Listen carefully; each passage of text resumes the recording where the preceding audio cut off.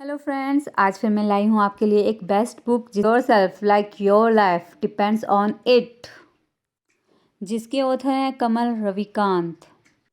इस बुक में रविकांत सर ने अपने बारे में बताया है कि उनके अंदर एक्स्ट्रा ऑर्डिनरी जैसी कोई बात नहीं है, पर उनके टैलेंट और उनकी पर्सनालिटी को देखते हुए उन्हें बड़ी इम्प्रेसिव ऑडियंस के सामने स्पीच देने के लिए इनवाइट किया जाता है, जहां बड़ी बड़ी कंपनी के CEO, manager, high ranking government official और मल्टी मिलियनियर कंपनी के फाउंडर जैसे लोग शामिल होते हैं। तो आखिर कमल रविकांत में ऐसा क्या है जो लोग उन्हें सुनना पसंद करते हैं? उन्होंने तो ऐसी कोई लाइफ चैलेंज इन्वेंशन भी नहीं की है और ना ही उन्होंने कोई अवार्ड मिला है। उनके पास ऐसी कोई स्पेशल डिग्री भी नहीं है, लेकिन जब वो बोलना शुरू करते हैं तो यकीन मानिए ऑडियंस बड़े ध्यान से उनको सुनती है। उनके मुंह से निकला हुआ एक एक शब्द जैसे सुनने वाले पर जादू कर देता है। कमल बताते हैं कि कैसे खुद से किए एक सिंपल वादे ने उनकी पूरी लाइफ ही चेंज कर दी। इस बुक के ऑथर कमल रविकांत जिंदगी के ऐसे मुश्किल से गुजर रहे थे जहां उन्हें कुछ समझ में नहीं आता था। वे बस सारा दिन बिस्तर पर पड़े रहते थे और उठने में उन्हें बहुत कमजोरी महसूस होती थी। उनके अंदर कुछ भी करने की हिम्मत नहीं होती थी और ना ही उनका मन कुछ करने को करता था। उनके अंदर हालत से लड़ने की हिम्मत नहीं थी। उनका ना कोई नेगेटिव थॉट पर कोई कंट्रोल था और ना ही अपने माइंड पर। यहाँ तक कि एक करीबी दोस्त की मौत के बाद उन्हें उस सदमे से उभर नहीं पाए थे। कमल का बिजनेस घाटे में जा रहा था, वो चाहकर भी उसे ऊपर नहीं ला पा रहे थे। कुल मिलाकर कमल की जिंदगी उनके हाथों से निकलती जा रही थी। उनकी जिंदगी का सबसे मुश्किल दौर था। एक दिन सुबह जब कमल जी उठे, अपनी लाइफ के ब्रेकिंग पॉइंट पर पहुंच गए थे। कमल हार चुके थे, जिंदगी की लड़ाई लड़ते लड़ते थक चुके थे। तब उन्होंने अपनी लाइफ के बारे में एक फैसला लिया। उन्होंने एक पेपर उठाया और उस पर खुद से एक वादा लिखा। कमल ने खुद से वादा किया कि आज के बाद वो खुद पर तरस तो बिल्कुल नहीं खाएगा, बस खुद से प्यार करेगा। दूसरों का ध्यान रखते थे, दूसरों से प्यार करते थे। आज से बस वो अपना भी ऐसे ही ध्यान रखेंगे, पूरी सच्चाई और ईमानदारी से। उन्होंने एहसास किया कि वो अपने थॉट से, अपने एक्शन से और अपनी चॉइस से प्यार करेंगे। वो पल सच में ऐसा था जैसे उन्होंने समझ में आ गया हो कि वो जिंदगी में क्या क्या खो रहे थे। कमल सोचकर हैरान थे, जब उन्होंने आज तक दूसरों से प्यार किया तो अपने आप से क्यों नहीं? कमल को जरा भी अंदाजा नहीं था खुद से प्यार करना क्या होता है। उन्होंने एक सिंपल सी चीज़ की। उन्होंने खुद से कहा आई लव माई सेल्फ और बार बार रिपीट करते रहे। बिस्तर पर लेटे लेटे वो दिन में कई बार ये सब दोहराते गए, कई बार तो घंटों तक। बेशक बार बार एक ही बात दोहराते रहने से दिमागी हाथ वहाँ भटकने लगा।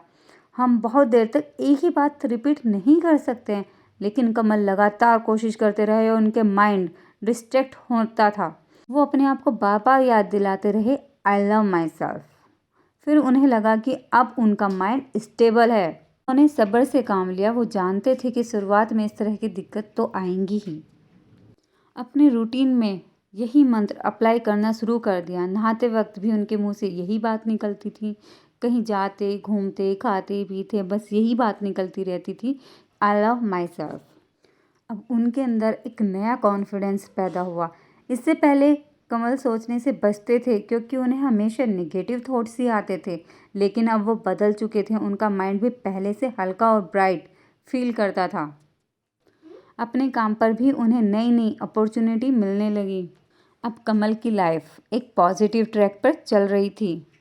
ये एक सिंपल और लॉजिक सी बात है। आप जितनी बार किसी चीज़ को कहते या रिपीट करते हैं, आप उतना ही ज़्यादा उस पर विश्वास करने लगते हैं। एक ही थॉट पर बार बार फोकस करने से कमल की सोचने का तरीका ही बदल गया। कमल का I love my self practice बहुत जल्द फेमस हो गई।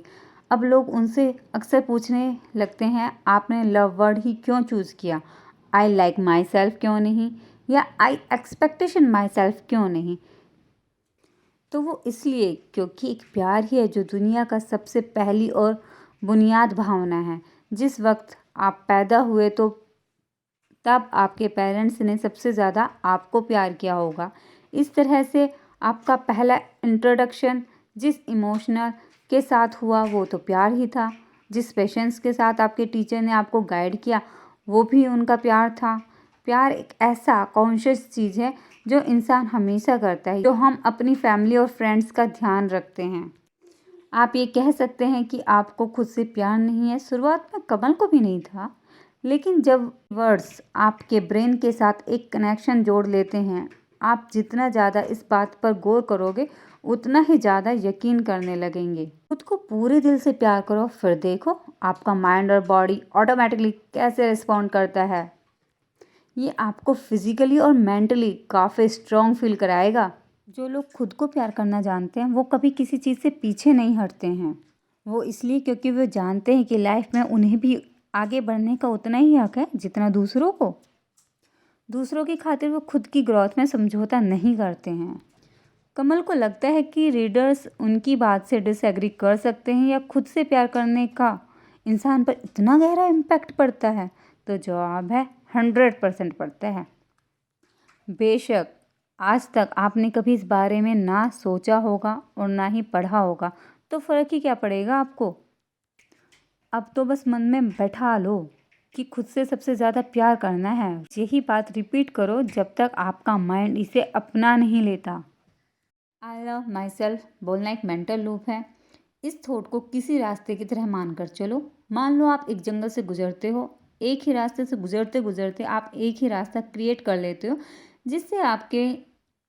जिससे आपको जंगल में चलना और भी आसान हो जाता है। इसी तरह मेंटल लूप भी आपके लिए एक थॉट के बराबर है कि एक काम को करने के लिए बार बार रिपीट करना इजी बना देता है। खुद को प्यार करना ही आपके जीवन की सच्चाई है। इसे एक मेंटल लूप की तरह बना लो जो आपके निगेटिव इमोशन को हरा दे।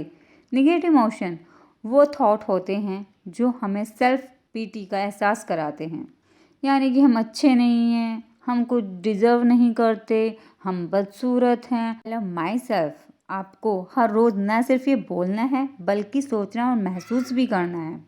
इसे इफ़ेक्टिव बनाने के लिए आपको इसकी डेली प्रैक्टिस करनी होगी। बाय। मिलते हैं इसी बुक के नेक्स्ट पार्ट में। मेरी वीडियो को लाइक एंड सब्सक्राइब करना ना भूलें। Thank you.